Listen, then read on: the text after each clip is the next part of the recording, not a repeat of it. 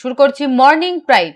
শুরুতেই নজর রাখবো একেবারে বড় খবরের দিকে। অবশেষে সোনারপুরের কামালগাছি থেকে গ্রেফতার ক্যানিং পূর্বের প্রাক্তন তৃণমূল নেতা শওকত মোল্লা। বৃহস্পতিবার সাত সকালে ভাঙড়ের দাপুটে নেতার বাড়িতে হানা দেয় এনআইএ, যদিও সেই সময় তার লেখা মেলেনি। শেষে তার ছেলে নিয়ে এলাকায় নানা প্রান্তে জোর কদমে তল্লাশি চালান জাতীয় তদন্তকারী সংস্থার গোয়েন্দারা। প্রসঙ্গত, ভোটের আগে ভাঙড় বিধানসভার চালতাবেড়িয়া দক্ষিণ বামুনিয়া গ্রামে বোমা বিস্ফোরণের ঘটনায় একজনের মৃত্যু হয়েছিল। সেই ঘটনায় তদন্ত পাওয়া যায় এনআইএ এর হাতে। একই সঙ্গে শওকতকে খুঁজেছিল পুলিশ।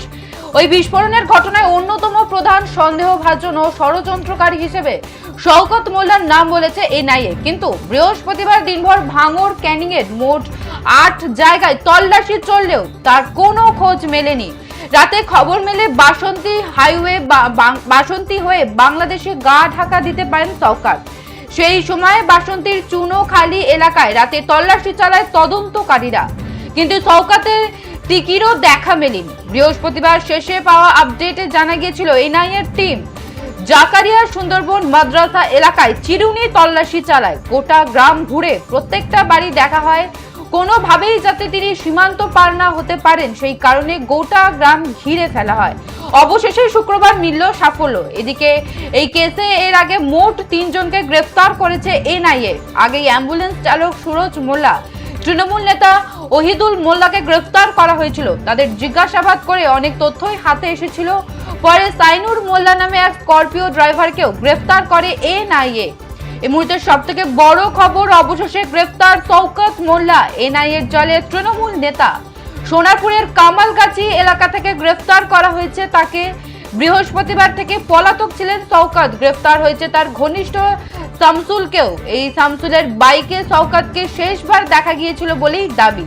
নির্বাচনের সময় শওকতকে নিজের নিরাপত্তা দেওয়ার কথা বলেছিলেন মমতা বন্দ্যোপাধ্যায়।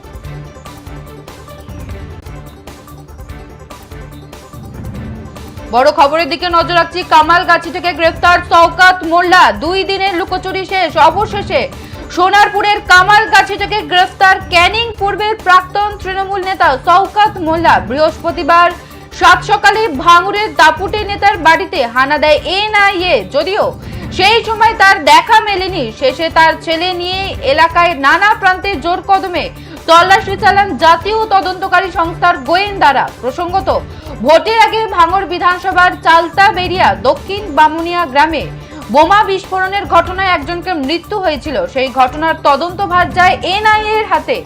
এই কেসেই শওকতকে খুঁজছিল পুলিশ। ওই বিস্ফোরণের ঘটনায় অন্যতম প্রধান সন্দেহভাজন ও ষড়যন্ত্রকারী হিসেবে শওকত মোল্লার নাম বলেছে এনআইএ। কিন্তু বৃহস্পতিবার দিনভর ভাঙড় ক্যানিং এর মোট ৮ জায়গায় তল্লাশি চললেও তার কোনো খোঁজ মেলেনি। রাতের খবর মেলে বাসন্তী হয়ে বাংলাদেশে গা ঢাকা দিতে পারেন শওকত। সেই সময় বাসন্তীর চুনোখালী এলাকায় রাতে তল্লাশি চালায় তদন্তকারীরা, কিন্তু শওকতের টিকিরও দেখা মেলেনি। বৃহস্পতিবার শেষ পাওয়া আপডেটে জানা গিয়েছিল এনআইএ টিম জাকারিয়া সুন্দরবন মাদ্রাসা এলাকায় চিরুনি তল্লাশি চালায়। গোটা গ্রাম ঘুরে প্রত্যেকটা বাড়ি দেখা যায়, কোনোভাবেই যাতে তিনি সীমান্ত পার হতে না পারেন সেই কারণে গোটা গ্রাম ঘিরে ফেলা হয়। অবশেষে শুক্রবার মিলল সাফল্য। এদিকে এই কেসে এর আগে মোট ৩ জনকে গ্রেফতার করেছে এনআইএ। আগেই অ্যাম্বুলেন্স চালক সুরজ মোল্লা, তৃণমূল নেতা ওহিদুল মোল্লাকে গ্রেফতার করা হয়েছিল।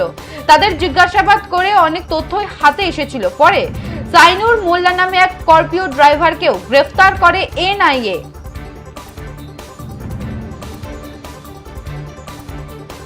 বড় খবরের দিকে নজর রাখছি। অবশেষে গ্রেফতার শওকত মোল্লা। এনআইএর জালে তৃণমূল নেতা সোনারপুরের কামালগাছি এলাকা থেকে গ্রেফতার করা হয়েছে তাকে। বৃহস্পতিবার থেকে পলাতক ছিলেন শওকত। গ্রেফতার করা হয়েছে তার ঘনিষ্ঠ শামসুলকেও। এই শামসুলের বাইকে শওকতকে শেষবার দেখা গিয়েছিল বলেই দাবি। নির্বাচনের সময় শওকতকে নিজের নিরাপত্তা দেওয়ার কথা বলেছিলেন মমতা বন্দ্যোপাধ্যায়।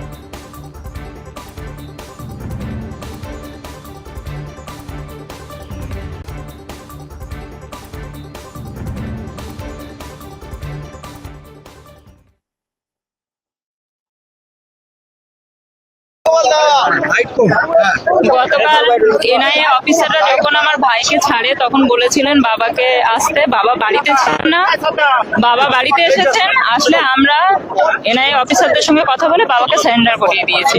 ঠিক আছে, রাস্তায় কি গ্রেফতার করা হলো নাকি আত্মসমর্পণ করা হলো? না উনি নিজেই সারেন্ডার করেছে, গ্রেপ্তার করা হয়নি। কোথায় করলো? আমরা আইটিসি হোটেলের সামনে থেকে মানে নিউ টাউনের যে ব্রিজটা সেখানে চিংড়িহাটা থেকে আপনার হ্যাঁ চিংড়িহাটা থেকে আপনাদের ফ্যামিলির সদস্যরা ছিল সেখানে? হ্যাঁ, সবাই তাই তো, ছিল। আপনাদের সামনে তোলা হলো তো চিংড়িহাটা রোড থেকে? আপনারা কি এসে তুলে দিলেন? Yes. কোথায় ছিলেন আপনারা? কি কাল থেকে শওকত মোল্লাকে খুঁজে বেড়াচ্ছে এনআইএ। কোথায় ছিলেন? বাংলাদেশে বাবা পালানোর একটা চেষ্টা কাজে করছিলেন? গিয়েছিলেন, আমরা তারপরে বাবার সঙ্গে যোগাযোগ করেছি, বাবা এসেছে, আসার পরে আমরা অফিসারদের সঙ্গে কথা বলে বাবাকে সারেন্ডার করি। এক্সাক্ট কোথায় এনআইএ কোথায় গাড়িতে তুললো? এনআইএ কোথায় গাড়িতে তুললো? গতকাল যখন NIA এনআইএ ঠিক কোথায় গাড়িতে তুললো? তখন আপনারা কোথায় ছিলেন? চিংড়িহাটা। চিংড়িহাটা। চিংড়িহাটা। চিংড়িহাটা থেকে গ্রেফতার করা হলো। বারবার বলছে বাইকে পালাচ্ছে। না না না না, এরকম কোনো ব্যাপার নয়, বাবা বাড়িতে ছিলেন না। চিংড়িহাটা থেকে গ্রেফতার করা হলো। সারেন্ডার করতে যাচ্ছিলেন, Yes, এর পরবর্তী সময় এনআইএ তাকে গাড়িতে তুলে দেয়। আপনারা রাস্তায় এসে NIA দেখাতে আপনারা কি করছিলেন? কখন সিদ্ধান্ত নেন যে তিনি এই করবেন, আত্মসমর্পণ করবেন বা আমরা যখন আমার ভাইকে গতকাল নিয়ে যাই তখন আমরা বলে গেছিলাম বাবা যখন বাড়িতে আসবেন আমরা দেখা করতে বলবো। বাবা বিকালে বাড়িতে এসেছেন, আসার পরে আমরা এনআই অফিসারদের সঙ্গে কথা বলে বাবাকে সারেন্ডার করি। একটা বিষয় নাকি তিনি বাংলাদেশ পালিয়ে যাচ্ছেন। একদম সম্পূর্ণ মিথ্যা কথা, সম্পূর্ণ মিথ্যা কথা। আপনি কি করছিলেন গতকালকে? চুনাখালী উনি জাননি, ভিত্তিহীন কথা, মিথ্যা কোথায় কথা। ছিলেন? কোথায় ছিলেন? এই যে ঝাড়খণ্ডে বাইকে করে উনি হাঁটায় আপনারা কি করছিলেন? দেখুন উনি একটা কাজে গেছিলেন, তারপরে এসেছেন, আসলে আমরা গাড়ি করে নিয়ে এসে বাবাকে সারেন্ডার করেছি অফিসারের সঙ্গে সেখানে কথা বলে। আপনারা family কোথায় কাজে? আপনারা কোথায় নিয়ে এসেছেন? আপনারা কোথা থেকে নিয়ে এলেন? বাড়ি থেকে নিয়ে এলেন? হ্যাঁ, কোন বাড়ি থেকে? আমাদের ক্যানিং মৌখালি বাড়ি।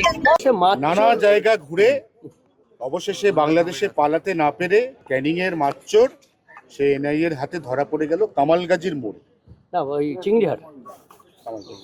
দেখুন এ তো সবে শুরু হয়েছে, তো আপনি গুনতে থাকুন না, ঠক বাঁচতে গাঁও উজাড় হয়ে যাবে। 1-1.5 লোককে ইমিডিয়েট অ্যারেস্ট করা উচিত, যারা অত্যন্ত অপরাধী, অত্যাচারী, লুটেরা। মানুষের প্রচণ্ড ক্ষোভ আছে এদের বিরুদ্ধে, আর এই জন্য ওদের অ্যারেস্ট করা দরকার আছে, নাহলে কোনো অঘটন ঘটে যায়। মানুষ যেভাবে অ্যাটাক করছে, রাস্তায় ঘিরছে, ধরছে, মারছে, পিটছে, যদি কোনো অঘটন ঘটে যায় সেজন্য ওদের জীবনের স্বার্থে ওদেরকে অ্যারেস্ট করে জেলে রাখা উচিত। বাকি কোর্টে তার মামলা চলবে, প্রমাণ হলে দোষী সে তারা সাজা পাবে, কিন্তু ইমিডিয়েট পুলিশের এদেরকে অ্যারেস্ট করা উচিত। মানুষের ক্ষোভ খুব বাড়ছে, যাদের নিয়ে এত অত্যাচার, যাদের নিয়ে এত